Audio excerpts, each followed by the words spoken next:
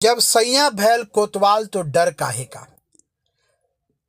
सत्ता में बैठे हुए लोग पुलिस प्रशासन का इस्तेमाल कर रहे हैं अपनी दुश्मनी निकालने के लिए, अपनी राजनीतिक वजूद बनाने के लिए, राजनीतिक पकड़ बनाने के लिए पुलिस का इस्तेमाल करके चुने हुए जनप्रतिनिधि पर झूठा अपहरण का मामला दर्ज कराते हैं। जी, हम बात कर रहे हैं मुजफ्फरपुर के साहेबगंज की। वर्तमान में मुजफ्फरपुर का साहेबगंज विधानसभा काफ़ी सुर्खियों में है, काफ़ी चर्चा में है, क्योंकि वहाँ के चुने हुए विधायक, भाजपा विधायक राजकुमार राजू पर अपहरण का मामला दर्ज हुआ है और उनके ऊपर मामला दर्ज कराया है राजद के एक अपराधी प्रवृत्ति के नेता तुलसी राय ने, जो जिला परिषद भी हैं। तुलसी राय का पूर्व में भी आपराधिक चरित्र रहा है, वर्तमान में भी आपराधिक चरित्र रहा है। कई एफआईआर थाने में उनके नाम पर दर्ज है और तुलसी राय पुलिस प्रशासन को बताते हैं कि राजकुमार राजू ने मेरा अपहरण कर लिया है और मुझे अपने कोल्ड स्टोरेज पे जाकर मेरे साथ मारपीट की। प्रश्न उठता है, बहुत बड़ा प्रश्न है कि तुलसी राय खुद एक दबंग नेता हैं, अपने साथ कई गनर को लेकर चलते हैं, उनके बॉडीगार्ड के रूप में कई बंदूकधारी गनर हैं जो शूटर भी हैं, अच्छे निशानेबाज भी हैं। जब भी कहीं तुलसी राय क्षेत्र में जाते हैं, लोगों के यहाँ जाते हैं, तो उनके साथ उनके बॉडीगार्ड के रूप में गनर मौजूद रहते हैं।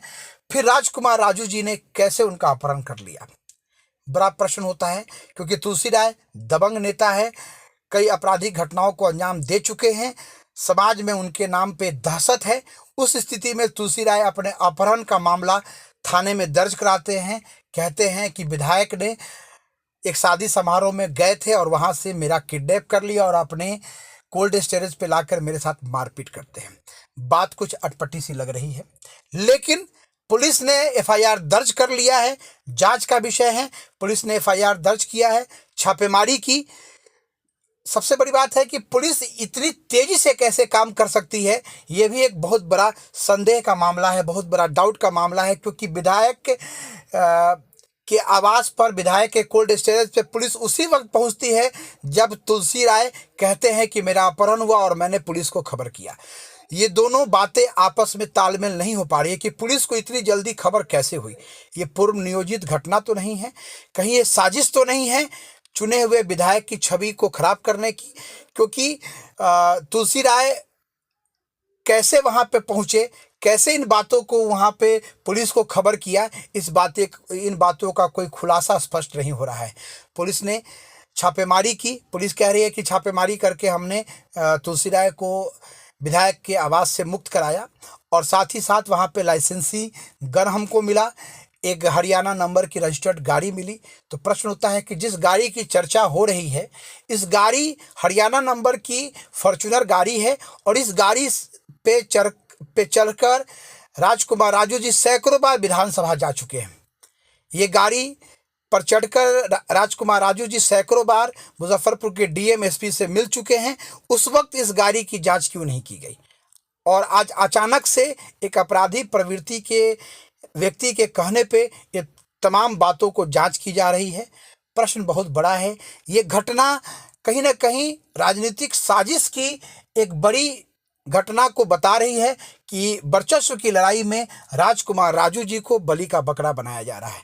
वर्चस्व की लड़ाई इसलिए क्योंकि राजकुमार राजू जी जब से साहेबगंज के विधायक बने हैं, तब से साहेबगंज के विकास में काफ़ी तरक्की हुई है।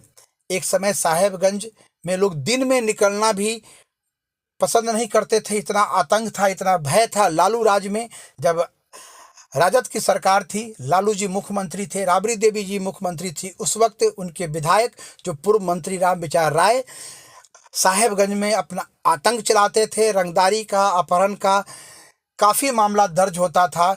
दिन दहाड़े लोगों की मोटरसाइकिलें छीन लिया करती थी और वो मोटरसाइकिलें रामविचार राय जी के लोगों के यहाँ प्राप्त होती थी। लोगों में डर का और भय का माहौल था। उस माहौल से, उस डर और भय के माहौल से राजकुमार राजू जी ने 2005 में साहेबगंज को निकाला। आज साहेबगंज बाजार एक प्रतिष्ठित बाजार बन गया है, जहां पूरे बिहार से या बिहार के बाहर के राज्यों से भी लोग कारोबार करने के लिए आते हैं।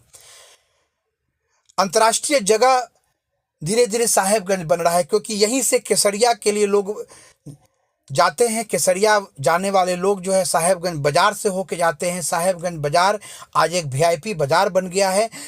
हर तरह की चीज़ें साहेबगंज बाजार में मिलती हैं। कहीं कोई रंगदारी नहीं है, कहीं कोई अपहरण का मामला नहीं है। व्यापारी खुशनुमा माहौल में कारोबार करते हैं साहेबगंज में।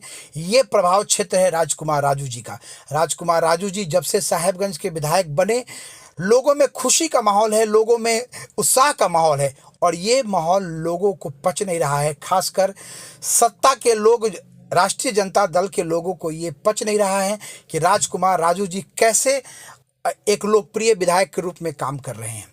एक बड़ी साजिश राजकुमार राजू जी को बदनाम करने के लिए रची गई है। राजकुमार राजू जी 2025 में बड़ी तैयारी कर रहे थे, 2024 में भी लोकसभा चुनाव लड़ने की तैयारी कर रहे थे। राजद के लोगों को ये पसंद नहीं आ रहा था। इससे पूर्व में भी मामला जांच का है कि राजकुमार राजू जी पर एक आरोप लगा कि उन्होंने पारू के अंचलाधिकारी को अपने घर पे बुलाकर मारपीट किया। प्रश्न उठता है कि पारू के अंचलाधिकारी विधायक के आवास पर क्या करने गए? पारू के अंचलाधिकारी विधायक के आवास पर क्या करने गए? क्या कौन सा काम वो करने गए थे विधायक के आवास पे? और जब वहां से निकले तो उन्होंने एफआईआर दर्ज कराया कि विधायक ने मुझे आवास पर बुलाकर मारपीट किया। मामला जांच का है, लेकिन कोई पुख्ता गवाही नहीं होने के कारण अभी मामला ठंडा पड़ा हुआ है। फिर पुनः एक से 1.5 महीने के अंदर ही विधायक के ऊपर अपहरण का मामला दर्ज कराया जाता है, वो भी राजद के लोगों के द्वारा। क्योंकि किसी भी प्रकार से साहेबगंज क्षेत्र में राजकुमार राजू जी की छवि खराब की जाए और अपने लिए सीट पक्का किया जाए। राष्ट्रीय जनता दल में अपनी अपनी पकड़ बनाने के लिए साहेबगंज विधानसभा में रोज नए षड्यंत्र हो रहे हैं, क्योंकि पूर्व मंत्री रामविचार राय की मौत के बाद साहेबगंज विधानसभा खाली हो चुका है। राजू जी लोकसभा की तैयारी कर रहे हैं, लोकप्रिय विधायक है, जनता उनके काम से खुश है। ये राजद के लोगों को पच नहीं रहा है, क्योंकि राजद में भी घमासान मचा हुआ है। राष्ट्रीय जनता दल में भी अपनी उम्मीदवारी को लेकर लोग आपस में ही उलझ रहे हैं, आपस में ही लड़ रहे हैं। तुलसी राय जी को आगामी साहेबगंज विधानसभा चुनाव का लड़ने की तैयारी में है तुलसी राय जी, इसलिए उन्होंने एक षड्यंत्र को जन्म दिया और अपने ही अपहरण का एक मामला दर्ज कराया पारू विधानसभा में। पारू थाना में अपने ही अपहरण का मामला दर्ज कराया। प्रश्न उठता है कि तुलसी राय का अपहरण राजकुमार राजू जी ने क्यों किया? क्या कारण है? तुलसी राय कोई छोटे बच्चे तो नहीं है। तुलसी राय भी अपने क्षेत्र के एक कद्दावर नेता है, जिला परिषद है, अपने साथ हथियारधारी बॉडीगार्ड को लेकर चलते हैं। साहेबगंज पारू क्षेत्र में तुलसी राय जी का दबदबा है। उस स्थिति में एक विधायक बड़ी महफिल से तुलसी राय जी को कैसे उठा के ले जा सकता है? और जब उठा के लेके गए तो कोई विरोध क्यों नहीं हुआ? उनके लोगों ने उनका विरोध क्यों नहीं किया? ये बहुत सारे प्रश्न हैं जिसकी ईमानदारी से जांच होनी चाहिए। सत्ता में बैठे हुए लोग अगर इस मामले में हस्तक्षेप ना करें तो दूध का दूध पानी और पानी का पानी हो जाएगा। लेकिन कहीं ना कहीं जिस प्रकार से मुजफ्फरपुर की पुलिस ने त्वरित कार्रवाई किया है, इससे ये साबित होता है कि मुजफ्फरपुर पुलिस को एक बहुत बड़ा दबाव है, ऊपर से दबाव है कि किसी प्रकार से राजकुमार राजू जी को दोषी बनाया जाए, उनको अपराधी बनाया जाए।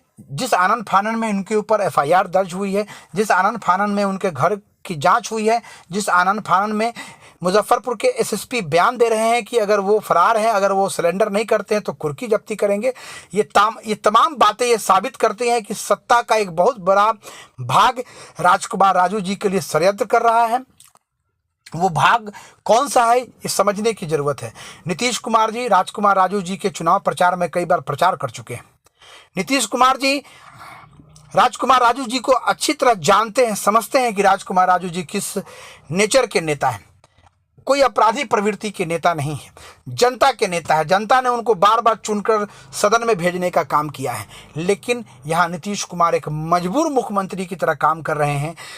पर्दे के पीछे से राष्ट्रीय जनता दल के नेता इस पूरे खेल को रच रहे हैं और राजकुमार राजू जी को बदनाम करने का काम कर रहे हैं। ये बहुत बड़ी साजिश है। साहेबगंज विधानसभा में पुनः जंगल राज वापसी करने की तैयारी है, क्योंकि जिस प्रकार से सत्ता के लिए जो संघर्ष राष्ट्रीय जनता दल के नेता आपस में ही कर रहे हैं, आना मिल जाए किसी प्रकार से मैं साहेबगंज विधानसभा का उम्मीदवार हो जाऊं, और जिसके लिए तरह तरह का छल प्रपंच षड्यंत्र किया जाएगा। जनता भी इस षड्यंत्र का हिस्सा बन सकती है, जिस प्रकार से तुलसीराज जी ने अपहरण का झूठा मामला, क्योंकि ये पूरा मामला झूठा है। निश्चित तौर पे पुलिस प्रशासन की प्रक्रिया पे अभी टिप्पणी करना उचित नहीं है, क्योंकि ये जांच का विषय है। लेकिन जो परिवेश और जो कहानियां दिख रही हैं सामने, जो अखबारों के माध्यम से जो बातें सामने आई हैं, उससे साफ पता चल रहा है कि एक बहुत बड़ी साजिश हुई है।